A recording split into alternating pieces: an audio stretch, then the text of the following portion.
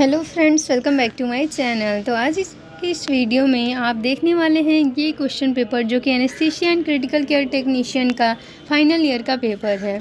इस पेपर में आप देख सकते हैं कि किस तरीके के क्वेश्चन आ रखे हैं।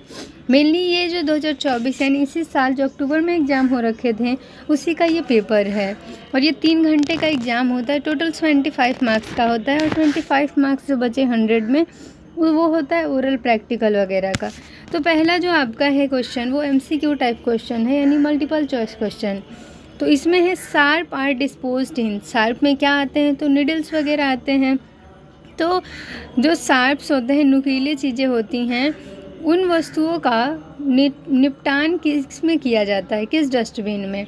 तो पहला है ब्लैक बीन, दूसरा है ब्लू बीन, तीसरा है वाइट ट्रांसलूसेंट बीन और चौथा है येलो बीन। तो राइट आंसर इस क्वेश्चन का होगा C option, white translucent been.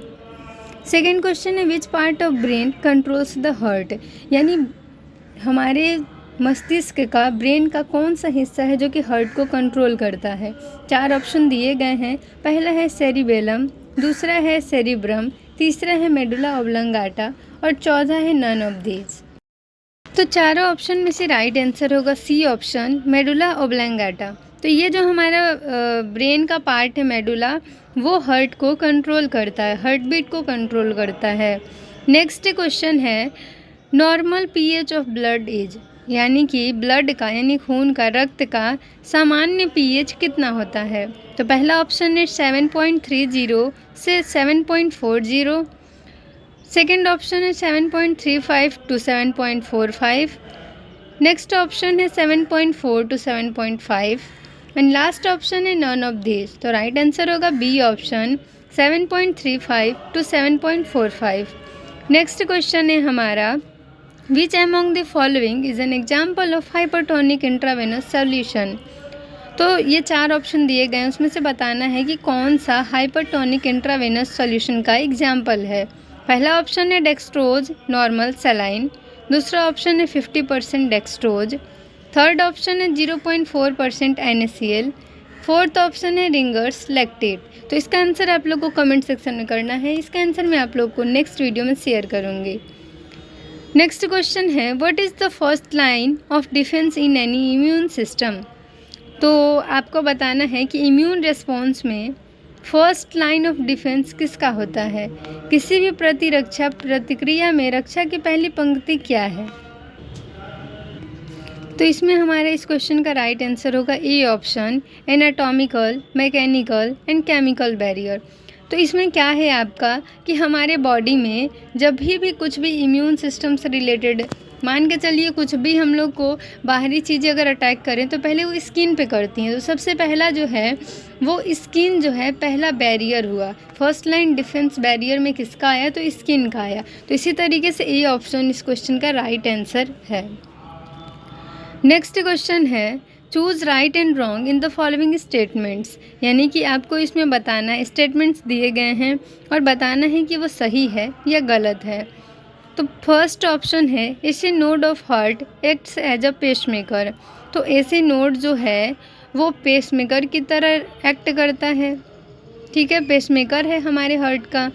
तो ये आपको राइट है या रॉन्ग है बताना है। नेक्स्ट क्वेश्चन है the correct order of the respiratory passage way from largest to smallest is. आपको जो है रेस्पिरेटरी पैसेज वे का लार्जेस्ट से स्मॉलेस्ट की ओर जो है ये करेक्ट ऑर्डर बताना है, ठीक है। दिया हुआ है राइट है या रॉन्ग है। सबसे पहले ब्रोंकाई है, फिर रेस्पिरेटरी ब्रोंक्यूल्स है, फिर टर्मिनल ब्रोंक्यूल्स है और फिर है ब्रोंक्यूल्स, उसके बाद है एल्वियोलाई। तो ये सही ऑर्डर में लिखा हुआ है या नहीं ये आपको बताना है। थर्ड क्वेश्चन है the pleura that directly covers the surface of the lungs is called visceral pleura. तो आपको जैसा कि पता है पैराइटल प्ल्यूरा और विसरल प्ल्यूरा होता है। तो आपको बताना है ये कि लंग्स के सरफेस से जुड़ा, ठीक है, लंग्स के सरफेस को कवर करने वाला कौन सा लेयर है, कौन सा प्ल्यूरा है। तो इसमें दिया है विसरल प्ल्यूरा। तो ये राइट स्टेटमेंट है या रॉन्ग ये आपको बताना है। नेक्स्ट क्वेश्चन है the specialised cells in the body that can respond to various stimuli by generating action potential are called receptor। तो शरीर में विशेष कोशिकाएं जो एक्शन पोटेंशियल करके विभिन्न उत्तेजनाओं पर प्रतिक्रिया कर सकती हैं उन्हें रिसेप्टर कहा जाता है। तो रिसेप्टर्स क्या होते हैं उसके बारे में ये लिखा है, और ये सही लिखा है, राइट स्टेटमेंट है या रॉन्ग है, ये आपको बताना है। नेक्स्ट क्वेश्चन है, this sublingual is a pair of salivary gland in the body. तो मेनली हमारे बॉडी में सैलिवरी ग्लैंड्स होते हैं और उसमें भी कुछ पेयर्स होते हैं। तो उसमें आपने सुना होगा पैरोटिड ग्लैंड, सब मैंडिबुलर ग्लैंड, सबलिंगुअल ग्लैंड। तो आपको ये बताना है कि ये राइट स्टेटमेंट है या रॉन्ग स्टेटमेंट है। थर्ड क्वेश्चन है फिल अप द ब्लैंक्स। तो फिल इन द ब्लैंक्स में आपको बताया गया है कि यहाँ पे देखिए स्टेटमेंट दिए गए हैं और आपको उसमें ब्लैंक करके है तो वो बताना है कि उस खाली जगह पे क्या आंसर होगा। पहला है night blindness is cause due to deficiency of vitamin, यानी किस विटामिन की कमी से नाइट ब्लाइंडनेस होता है। तो आपको पता होगा कि विटामिन ए की कमी से नाइट ब्लाइंडनेस, विटामिन बी की कमी से बेरी, विटामिन सी की कमी से स्कर्वी और विटामिन डी की कमी से रिकेट्स होते हैं। तो अब आपको राइट आंसर पता चल गया होगा और जल्दी से कमेंट सेक्शन में कमेंट करिए इन सबका राइट आंसर। सेकेंड क्वेश्चन है कनेक्ट्स मसल्स टू बोन, यानी क्या है जो कि मसल को बोन से कनेक्ट करती है।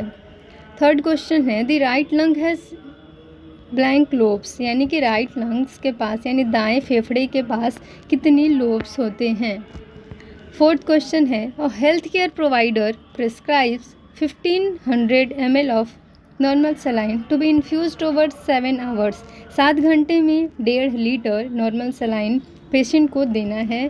The drop factor is 15 drops पर ml, यानी कि आपका जो है ये माइक्रो ड्रिप सेट है जिसमें 15 ड्रॉप्स पर ml होता है। अगर 60 ड्रॉप्स पर ml होता तो वो आपका माइक्रो में 60 होता है, यानी कि वो बच्चों वाला होता है माइक्रो, और मैक्रो एडल्ट के लिए होता है।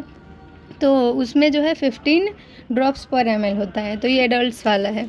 The provider should set the flow rate of IV infusion pump at how many ml per hour and drops पर मिनट। तो इसमें आपको आंसर बताना है।